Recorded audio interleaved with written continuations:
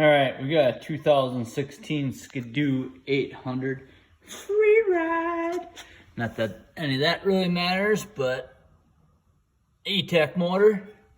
So, if you're having problems, it starts fine, but you got no throttle. It doesn't do anything over idle. I'll start it up here and show you that in a second. We're gonna show you how to fix that. So if your sled is doing this,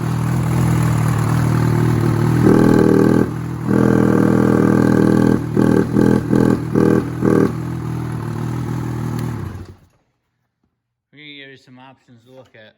One, when you first start it up, you should get 2 beeps. If you don't, it's probably your DES, which if you can help me come up with a creative name for DESS being the biggest piece of shit thing there is, let me know, put it in the comments. But the first thing you're gonna check is after you pull everything apart, I'm not gonna show you how to do that, but this right here, see if we can get in there. See how much I can move that? So basically what's happening is the throttle plates, this is over exaggeration, are hanging up like so. But that throttle plate's hanging up a little bit. So if I were to hold this down and start it right now, it'd start up just fine. Wait for the 2 beeps, and I could let off this and it'd probably rev up to about 4,000 RPMs. So it's a safety so it can't start up and take the fuck off on you. When you do this stuff, you should know this by now. See where the belt's at? That way it doesn't run in over there. So we're gonna check the throttle cable out. You can see how it's got some fuckery on here. It's pretty loose, but you might have to end up adjusting it right here to get them plates to come back down. All right, so maybe we can see in there a little better now. But as you can see here, I can no longer push that down. Before it felt spongy. So she's home, and if I can get in, man, there's not enough room for all this in here. Get my fat fingers out of the way. But anyway, trying to get you to the throttle. There we go. You see the cable coming down there? I can get, there we go. Got a little bit of slop there. I come up to here. Got a little bit of free pay. That's probably actually a hair too much. Yeah, I'm gonna go back and tighten that up a little bit.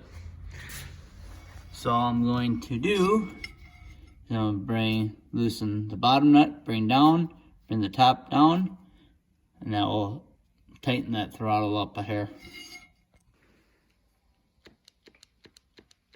All right, I'm pretty happy with that. Let's give her a rip.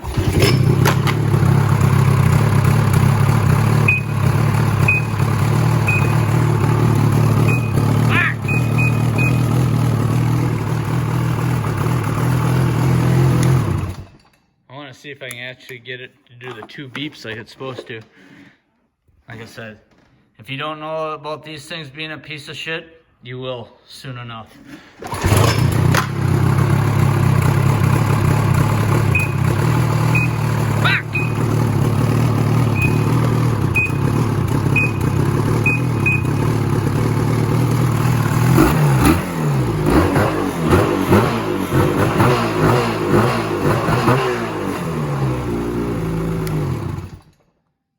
There you go. Let's see one more time, see if we can get 2 beeps like it's supposed to.